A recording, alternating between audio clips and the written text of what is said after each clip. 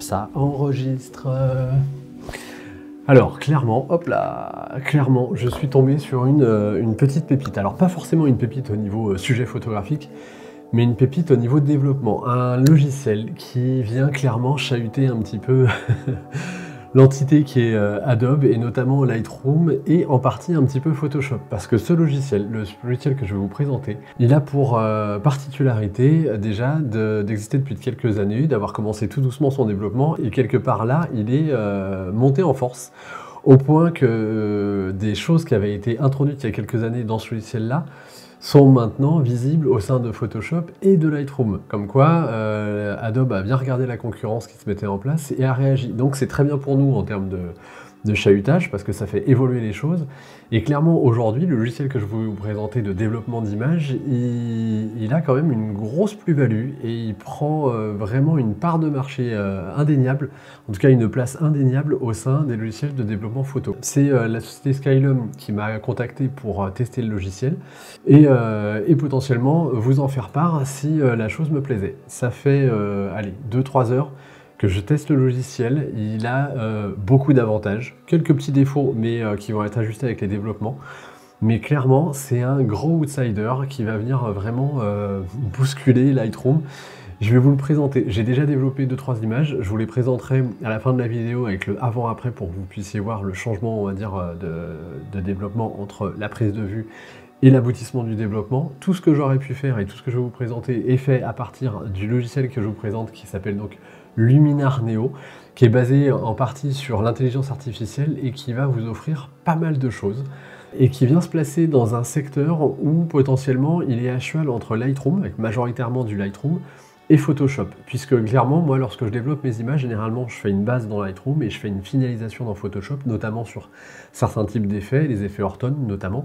Et là, clairement, le logiciel Luminar Neo, il propose de faire tout ça en un seul endroit. Donc, ce que je vais faire pour vous montrer l'efficacité de ce logiciel, c'est que je vais développer une image qui est loin d'être facile à développer, pour vous montrer un petit peu la facilité, les repères un petit peu que j'ai pu retrouver entre Lightroom et ce logiciel-là, l'aboutissement, et ensuite justement je vous présenterai les images, d'autres images que j'ai pu développer avec, en sachant que c'est vraiment ma première prise en main, et que je pense que lorsque je maîtriserai le logiciel, il y aura vraiment de très très beaux résultats.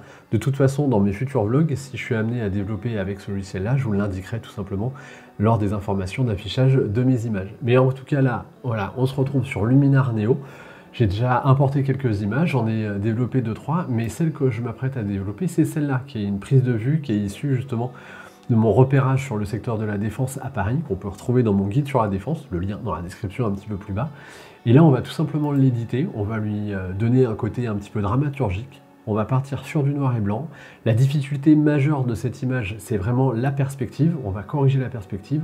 On va jouer ensuite sur les contrastes, les couleurs, on va vraiment accentuer tout ça pour avoir une image assez forte, et vous allez voir qu'en fait le résultat va être logiquement assez bluffant en efficacité, et clairement ça va venir bousculer vos habitudes dans Lightroom.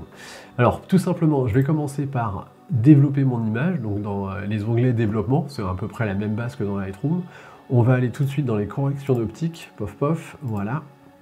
Je vais corriger les transformations, donc là je vais réorienter, hop, les choses, voilà. Je vais tout de suite repartir sur un recadrage en 16/9 pour que vous puissiez avoir un, on va dire un affichage plus adéquat par rapport au tournage que je suis en train de faire. Hop, voilà, 16/9, c'est par ici, toc, je vais venir par ici. Et déjà, ça, c'est une bonne chose de fait. On va ensuite ramener ça en noir et blanc. Je vais peut-être déjà jouer sur les contrastes, je vais voir ça après. Noir et blanc, convertir en noir et blanc. Pof. Et ensuite, je vais aller dans développement, je vais jouer sur les courbes. On va faire une courbe qui est assez connue dans le développement photo, c'est une courbe en S. Voilà, pof. Tout simplement. Ensuite, ce que je vais faire, et c'est des outils qu'on retrouve assez facilement, c'est que je vais venir potentiellement déjà dégager un petit peu mes ombres avec ma brosse, hop hop, pour retrouver de la luminosité sous, voilà, cette partie-là de la photo. Je vais même accentuer les choses. Toc. Voilà, on récupère déjà de la luminosité. Toc, si j'appuie sur Shift, je peux jouer sur l'épaisseur de ma brosse, ce qui est assez pratique. Voilà, je vais venir ensuite donner des petits coups, hop, ici, déboucher un petit peu tout ça. Je vais accentuer mon intensité et je vais redonner 2-3 coups de brosse en dessous, pof, pour vraiment rééclaircir cette zone et nous donner une plus grande visibilité. Toc. Hop, je vais repasser un petit peu. Je vous fais ça un petit peu rapidement. Logiquement, si j'étais amené à développer vraiment de façon poussée l'image, j'irais pas aussi vite. Mais c'est pour éviter de vous faire une vidéo qui va durer 3 ou 4 heures. C'est hop, voilà, toc, toc, adapter. Voilà, pof. Donc là, on est pas mal. Je vais venir ensuite rajouter quelques touches lumineuses juste ici. Voilà, dans le coin. Toc. Aussi en dessous. Pour donner de la visibilité, on a un petit angle ici qui mériterait d'être un petit peu plus lumineux. Hop. Toc. Voilà. On a ici quelque chose. Alors je ne sais pas si vous avez remarqué, mais ma perspective elle a changé. C'est un petit couac que j'ai remarqué sur le logiciel. Il a tendance, on va dire, dès qu'on fait ce type de choses, c'est-à-dire qu'avec la molette de la souris, on zoome et on dézoome, et bien il a tendance à pas vouloir garder la retouche de perspective qu'on a fait au départ. Mais en fait, c'est pas grave. Pour cela, il suffit juste d'aller dans développement, retourner, hop, dans les transformations. Voilà, bidouiller un petit peu ça. Logiquement, ça devrait se mettre en place. Voilà. Toc. Et en fait, de revenir à 0. Et c'est corrigé. On va maintenant voir un petit peu s'il y a des défauts. Moi, j'en vois pas. Ce qu'il faudra, c'est que je débouche toute cette partie-là, mais on va y revenir après, parce que déjà là, je vais utiliser des masques. Un petit masque linéaire qui va venir se positionner comme ceci. Hop. Toc. Qui va m'amener de la dramaturgie. On va jouer sur les ombres, on va jouer sur les contrastes. Voilà. On va venir potentiellement jouer sur les courbes. Voilà. Toc. On est pas mal. Je vais rajouter encore un masque de fusion pour venir accentuer à nouveau mon ciel. Hop. Lui donner plus de dramaturgie.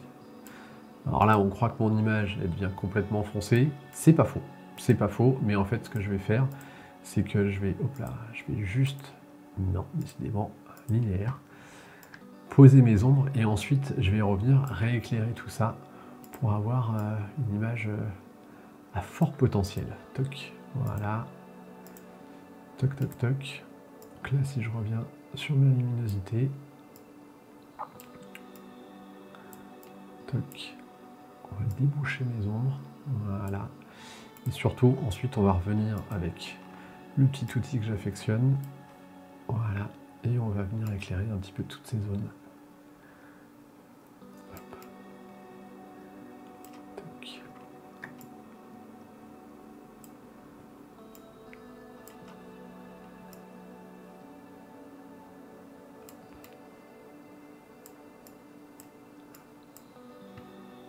Hop. Je connais pas encore tout à fait l'intensité des outils, donc j'ai pas vraiment envie de tout cramer. On va voir ce que ça donne. Ouais, c'est pas mal. Hop. Toc. Hop. Voilà, ça prend forme. Diminuer mon intensité.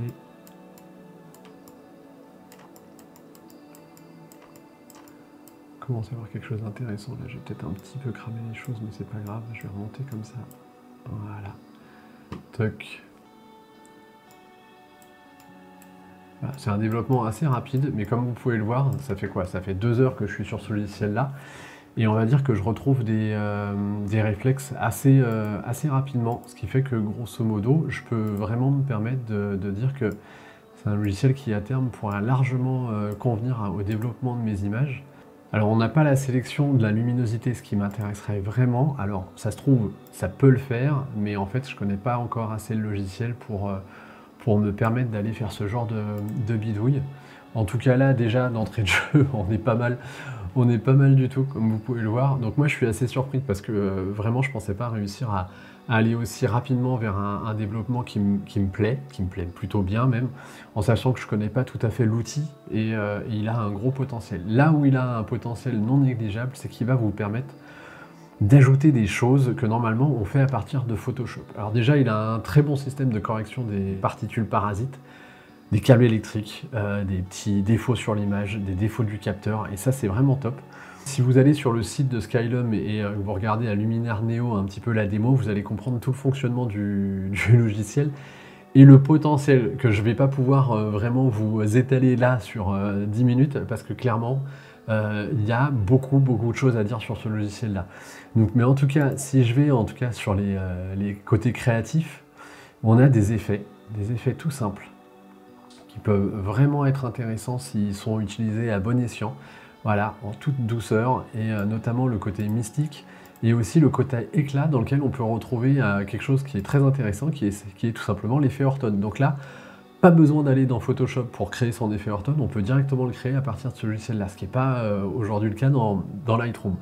Et donc en fait, l'avantage de Luminaire Neo, c'est qu'il concentre tout en son cœur. Et par rapport aux différents modules qui sont amenés à avoir développé et additionné, eh bien logiquement, vous n'allez pas avoir besoin de sortir de cet univers-là, donc quelque part, ça va vous simplifier la vie. Il y a un module pour le traitement HDR, il y a un module qui a dû sortir ou qui va sortir, donc je vais peut-être m'auto-censurer là dans la vidéo, qui en fait correspond au focus taking. Donc là encore une fois, pas besoin d'aller dans Photoshop pour faire du focus taking, tout va être géré dans Luminaire Neo, et ça c'est un énorme plus. Voilà, et il y a encore différents autres modules dont je peux clairement pas vous parler, qui vont sortir et qui vont vous permettre vraiment d'avoir tout votre système de développement au sein de Luminaire Neo. Et tout ça avec une licence qui est beaucoup plus abordable clairement que celle d'Adobe. Et là, ça va faire du bien à beaucoup de personnes. Et ça, c'est vraiment, voilà, pour moi, ils viennent de jeter une pierre dans la mare et Adobe va certainement devoir réagir par rapport à ça parce qu'ils vont être clairement chahutés. En tout cas, là, hop, je suis sur voilà, l'effet flou artistique. On va voir ce que ça donne. Alors c'est too much, hein, mais c'est histoire de vous montrer un petit peu les choses. Donc ça peut donner un truc un peu plus mystique que le flou mystique. On a l'effet Horton. Alors l'effet Horton, la particularité, c'est qu'il va prendre que les parties claires et il va juste les intensifier avec un flou, donc ce qui peut être assez intéressant. Je vais revenir moi, hop, je vais fermer ça dans ma densité pour continuer à éclairer ici, là, cette partie-là, pour récupérer un petit peu le personnage, les poteaux, le dessous vraiment de ça, qui est très intéressant. On pourrait foncer ou éclaircir, c'est le principe du dodge and burn, mais en tout cas là, voilà, là je suis pas mal, je vais venir rééclairer cette zone de verdure et ces personnages-là, voilà, hop. Toc. Et là, clairement, pour un développement que j'ai fait en vous parlant à l'arrache avec un logiciel que je connais très peu, eh bien, je trouve que je m'en sors plutôt bien. C'est assez bluffant. Je vais rajouter ce que j'apprécie énormément, c'est le petit vignettage. Hop, voilà. Toc. En sachant que le vignettage, alors ça c'est un truc qu'il faut que je vous montre, on peut choisir son sujet. Donc on clique sur choisir son sujet, on va dire que mon sujet c'est les deux demoiselles qui sont ici. En cliquant dessus, eh bien mon vignettage, le centrage de mon vignettage va se faire sur cette partie-là. Donc hop, si je vous caricature et que je vous montre les choses, on voit vraiment que le vignettage se fait sur elle. Et ce qui est intéressant, c'est que ça va permettre de cette façon-là de reconduire l'œil du spectateur vers notre sujet principal. Et ça, pareil, c'est un gros plus. Voilà, c'est en sachant qu'ensuite on peut quand même continuer, hop là, toc, logiquement à le redéplacer. Bon, a priori non, pas forcément, mais ah si, je peux faire ça, marche arrière, rechoisir mon sujet, je vais y arriver, hop, toc, et maintenant refaire un petit peu mon vignettage. Et clairement, voilà, pour une image que je viens de développer en même pas 5 minutes, je trouve que le résultat, il est très bien. Alors si je devais faire une liste des choses à améliorer, moi, ce qu'il me faudrait déjà sur tout ce qui va être architecture, photo d'intérieur ou ce genre de choses, c'est avoir une grille qui s'affiche pour me permettre de redresser de façon correcte mes verticalités. Voilà. Logiquement, je pense que c'est des choses qui peuvent être très simples à intégrer, mais pareil, en fait, le logiciel est en fort développement. Cette semaine, ils ont encore envoyé des mails justement à leurs partenaires pour leur informer de leur futur développement, des futurs modules. Moi, je suis rentré dans l'enveloppe de leurs partenaires parce qu'ils m'ont contacté et j'en suis plutôt content parce que c'est une très belle découverte. Dans la description un petit peu plus bas, je vous mets un lien qui vous enverra vers une démo gratuite de 30 jours, ce qui va vous permettre vraiment de tester le logiciel, de voir ce que vous pouvez y faire avec vos propres images, de vous familiariser avec l'univers et voir s'il vous convient ou pas. Et si c'est le cas, je vous rajoute un petit code promo qui vous permettra d'avoir 10% de réduction normalement sur la licence du logiciel. Et vous allez voir que l'ensemble est plutôt positif. Moi, je vais vous présenter là 2-3 images avec le avant-après. Et n'hésitez pas à me laisser vos commentaires un petit peu plus bas. Si vous avez des questions, pareil, vous me les posez, je me ferai un plaisir d'y répondre. Mais en tout cas, je pense que ça vaut le détour d'aller essayer la version gratuite de 30 jours parce qu'il y a un potentiel non négligeable et clairement, Adobe a du mouron à se faire parce que s'il continue à développer les choses de cette façon-là, je m'interroge clairement sur l'intérêt de développer mes photos dans Lightroom. C'est pour dire, voilà. Bon, par contre, il est clair que moi, je vais cumuler, on va dire, la suite Adobe et ça, parce que tout simplement, je fais aussi du montage vidéo, et là, pour le coup, Adobe a quand même aussi beaucoup d'outils qui sont très intéressants, en sachant en plus que Luminar Neo et Lightroom ont une passerelle qui fait qu'on peut renvoyer les photos vers l'un et vers l'autre pour profiter des avantages de chacun. Donc quelque part, ils n'ont pas produit un système fermé, mais plutôt un système ouvert pour permettre à des photographes de tout niveau d'y trouver leur compte par rapport à des outils qui vont être clairement complémentaires. Donc, pour le coup, chapeau. C'est de la concurrence, tout en étant ouvert dans l'échange, et ça, c'est plutôt positif.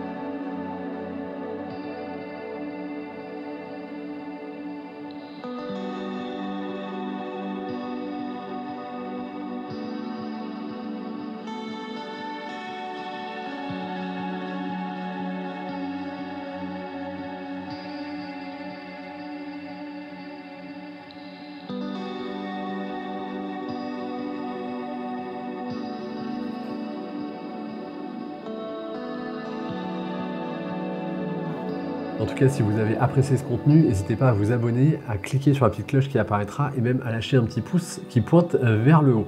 En sachant que grosso modo, moi j'ai encore pas mal de choses dans les cartons qui nous attendent, des choses à vous présenter, des produits, mais aussi encore plein d'autres aventures photographiques et des petites astuces qui vont vous permettre, je l'espère, d'être motivé à sortir faire de la photo et à progresser. Allez, à très bientôt, bye bye.